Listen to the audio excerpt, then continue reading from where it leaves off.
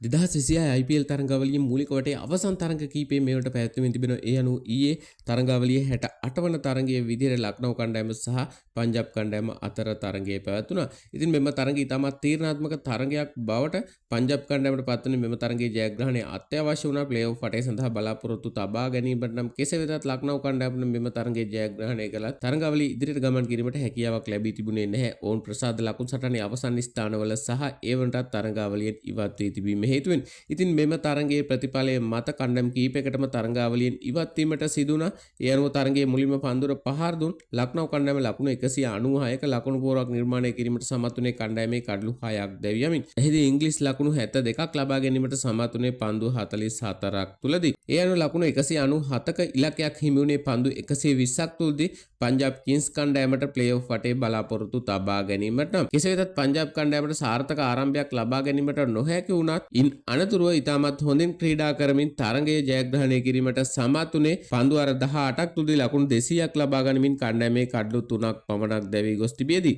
එහිදී විශිෂ්ට ඉනිමක් ක්‍රීඩා කර අයියර් ලකුණු 101ක් නොදැවී ලබා ගැනීමට සමත් වුණේ පන්දු 51කට පමණක් මුහුණ දෙමින් ඔහුට අගනා සහායක් ලබා දුන් ප්‍රභාෂමන් පන්දු 39ක් තුලදී ලකුණු 69ක් ලබා ගැනීමට සමත් වුණා. ඉතින් මෙම තරඟයේ පංජාබ් කණ්ඩායම ජයග්‍රහණය කිරීමත් සමග දිල්ලි කණ්ඩායම තරඟාවලියෙන් නිල වශයෙන් ඉවතට වීසි වුණා. ඒ වගේම චෙන්නයි කණ්ඩායමද මේවට තරඟාවලියෙන් ඉවත් වී තිබෙනවා. තවද සිව්වන ස්ථානයේ ප්‍රසාද ලකුණු සටහනේ රැඳී සිටි රාජස්ථාන් කණ්ඩායමට පහළට ගමන් කිරීමට සිදු වුණා. පංජාබ් කණ්ඩායම 4 වන ස්ථානයේ දක්වා ඉදිරියට පැමිණීම සමග ඉතින් රාජස්ථාන් කණ්ඩායම සහ මුම්බයි කණ්ඩායම අතර තරඟයේ තීරණාත්මක තරඟයක් බවට පත්වීමට නියමිතයි. එහිදී රාජස්ථාන් කණ්ඩායමට මෙම තරඟ ජයග්‍රහණය කිරීම අත්‍යවශ්‍යයි ප්ලේ-ඔෆ් වටේ බලාපොරොත්තු තබා ගැනීමට සහ ප්ලේ-ඔෆ් වටේට සුදුසුකම් ලබා ගැනීමට නම්. ඒ අනුව ප්‍රසාද ලකුණු සටහනේ ප්‍රථම ස්ථානයේ රෝයල් කණ්ඩායම, දෙවන ස්ථානයේ ගුජරාට් කණ්ඩායම, තෙවන ස්ථානයේ සන්රයිසර් කණ්ඩායම රැඳී සිටින එම කණ්ඩායම් තුනම මේ වනට ප්ලේ-ඔෆ් වටේ සඳහා සුදුසුකම් ලබාගෙන අවසන්. සිව්වන ස්ථානයේ පංජාබ් කණ්ඩායම සහ රාජස්ථාන කණ්ඩායම මේ වන විට රැඳී සිටිනවා පස්වන ස්ථානයේ. ඉතින් මෙම කණ්ඩායම් දිත්තෙන් එක් කණ්ඩායමකට ප්ලේ-ඔෆ් වටේ සඳහා සුදුසුකම් ලබා ගැනීමට වැඩි අවස්ථාවක් තිබෙනවා.